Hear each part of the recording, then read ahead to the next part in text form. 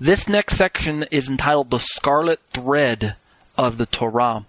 Now here's the meat of my commentary, people. I want you to pay attention. The nation of Israel as a whole failed to grasp the central concept of the teaching of Moshe here in Parashat Nitzavim, and consequently the teaching of Rav Sha'ul in the first century. It's because the nation as a whole failed to grasp the central concept of the portion and failed to heed the dire warning found therein that they found themselves the recipient of Paul's rebuke. Quite frankly, Paul was trying to reach out to them in the same way that Moshe was reaching out to them.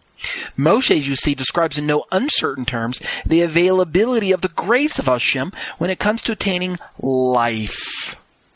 Most assuredly, as I mentioned earlier, Moshe presents before the people the option to choose life and good, or choose death and evil. We see this in Deuteronomy 30, verses 15 through 20. Moshe is speaking to all existing covenant members. They've already joined themselves to Israel, and the Ger is no exception. So in the verses quoted at the onset of my commentary, Moshe describes it, capital I-T, as not being too hard for them to grasp, all right? He describes the it as not being beyond their reach either, remember? Go back and look at the verse. Let me just read it for you again, all right? It is in verses 11 through 14. For this mitzvah which I'm giving you today is not too hard for you. It is not beyond your reach. It isn't in the sky, so that you need to ask who will go up into the sky and bring it to us and make us hear it, so that we can obey it. Likewise, it isn't beyond the sea, so that you need to ask who will cross the sea for us and bring it to us. Make us hear it so that we can obey it. On the contrary, the word is very close to you, in your mouth, even in your heart, therefore you can do it. That it. Now we're going to make the midrash from Paul, okay? Moshe describes this it as not being too hard for them to grasp. He describes the it as not being beyond their reach. This important it wasn't in the sky, which was obviously out of their reach, right? Providing them with a legitimate excuse for disobedience. Had it remained there. Likewise, the it wasn't beyond the sea, which for Israel would have been the Mediterranean Sea to their immediate west. It wasn't beyond the sea, providing them once again with the same excuse for disobedience. Okay, these are all hypothetical situations when Moshe says, it's not here, it's not there. Moshe is anticipating their excuses, the excuses of a stubborn people who stubbornly refuse to follow God's ways and say, well, we could do it if it wasn't so far away, or if it wasn't so hard to do, if it wasn't out of reach, if it wasn't so impossible a task to do. You ever heard the term that no one can keep the Torah? You ever heard that today? Nobody can keep all of God's laws. It is impossible to do. Well, we're going to challenge that today. The it wasn't beyond the sea, providing them with an excuse. On the contrary, Moshe says that it was very close to them in their mouths, even in their hearts. Again, that's a new covenant feature. It's in their hearts. Therefore, they could do it. So again, whoever said that a person could not keep the Torah, I don't know where this concept comes from. We can't keep the Torah. Where does this idea that it's too difficult to do, where does it come from? It doesn't come from the Bible, obviously, right? You ever heard someone say, God's asking too much of me. It's an impossible task. He's asking too much of me. I'd do it if it wasn't so much.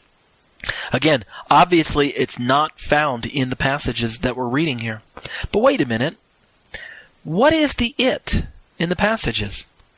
When we read Moshe's passage here in Devarim, obviously, or maybe not so obviously, the it that Moshe is referring to can only be the Torah, right? Or could it also be a remez, a hint of something even greater? In Romans 10, which is quoting Parashat Nitzavim, Deuteronomy chapter 30, Yeshua the Messiah is undoubtedly the subject of Romans chapter 10, verses 5 through 8. Yet Paul identifies the it of Deuteronomy with the Messiah. Why did Paul do this? And how could he do this? How is it possible that the Messiah is the it of Deuteronomy? Why could he do this? Why? Because of the truths that you and I already know about Yeshua, as explained earlier by John. Yeshua came from heaven. He did not remain up there out of reach, providing us with what? Some ostensible excuse for lack of faith, which leads to disobedience? Notice how he's intimately connected to the it in the passage in Deuteronomy? Nor is Yeshua beyond the sea. He's not beyond the sea. Or to use the same word that Paul used, he's not in Sha'ul. Okay? Paul changes the language a bit, but it doesn't change the impact of the passage. In fact, that Paul doesn't use the exact same wording as Moshe here, but opts for the example of Sha'ul, or the place of the dead, in essence hell. It does not seriously alter the meaning of what Moshe meant. In fact, in Sha'ul's example, he actually takes Moshe's words and pushes them a little deeper as far as application is concerned. He gets a little bit more depth to what Moshe's actually saying. And that's okay, because Yeshua did the same thing with Moshe's words. He would bring out more of the Torah's true meaning and intentions by explaining more depth and more spiritual understanding to the passages. And that's exactly what Paul's doing when he says that Messiah is not in heaven, nor is he still in hell. In fact, for the Hebrew mind, in Paul's day as well as today, if something was beyond the sea, which is, beyond the Mediterranean Sea, then Kal V'chomer argument, it might as well have been in Sha'ul, for it was beyond the reach of normal human efforts to obtain. Do you know what I mean when I say Kal V'chomer, light from heavy? If A is greater than B and B is greater than C, how much more is A greater than C? If Messiah is across the sea, then perhaps maybe we might think we could journey to him and reach him.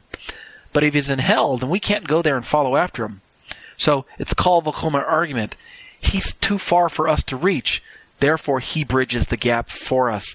Across the sea is far, but in hell is impossible. Therefore, the Messiah was raised from the dead so that he could come to us.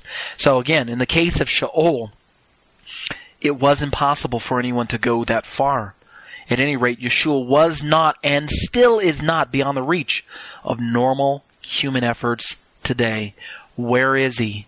He has been raised from Sha'ul by the power of Hashem and now is available. He sits at the right hand of the power on high, and he is available for anyone who will trust.